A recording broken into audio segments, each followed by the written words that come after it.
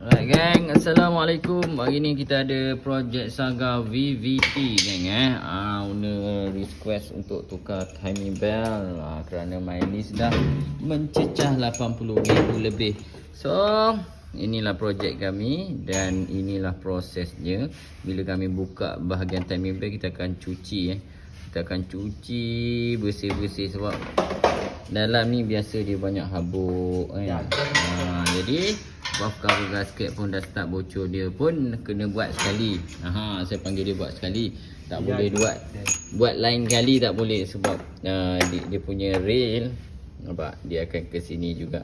Jadi kalau bahagian sini bocor dan masuk ke bahagian timing bell dan kena timing bell, dia amat-amat risiko kepada timing bell, boleh menyebabkan jadi putus. Jadi korang tengok-tengokkan lah. Kalau nak pergi tukar timing bell tu, korang tengok kalau kata ada bocor ni, korang buat sekali. Panggil pomen tu buat sekali. Sebab benda ni kalau dah tukar kita pakai, ada yang pakai sampai 3, 4, 5 tahun. Jadi kalau kata kena minyak ni tak bagus lah geng. Kalau korang nak pakai bertahun-tahun sedemikian begitu rupa geng Jadi buat cover gasket pun kalau buat pun tak adalah seberapa. Sambil-sambil korang tengok lah kat dalam kereta korang ni dalam enjin korang ni keadaan dia. Untuk Saga ni sangat cantik geng bersih kan. Dia jaga minyak hitam, ikut mileage yang ditetapkan, enjin akan jadi cantik lah geng. Macam itulah geng. So nanti dah siap, kita akan cuci lah enjin dia geng.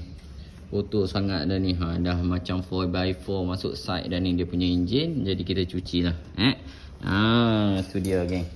Lepas tu kita tukar dia punya water pump lah geng. Water pump dia kita tukar.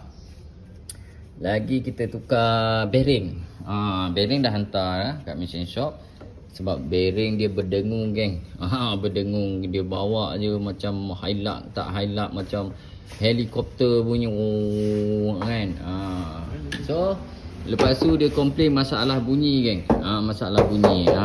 Bunyi tu berpunca daripada ni, bonnet ni. Ini saya dah letak gam, dah baru settle. Kalau tak traffic light dia bunyi cek. Oi, teruk ingatkan bahagian alternator ke tensioner bunyi ke kan, tapi bukan, bonnet saja. So itu sahaja. Jadi dah gam, dah settle lah masalah bunyi itu. Jadi yang lain-lain tak ada masalah. Saya akan check 360 untuk kereta ni. InsyaAllah tak ada apa-apa. Kereta pun masih baru geng. So yang mana kata nak tukar timing bell, buat cover gasket, buat bocor suspension, apa lagi aircon, boleh datang ke KG Speed Auto Garage dan kami akan settlekan masalah anda. Alright, Assalamualaikum.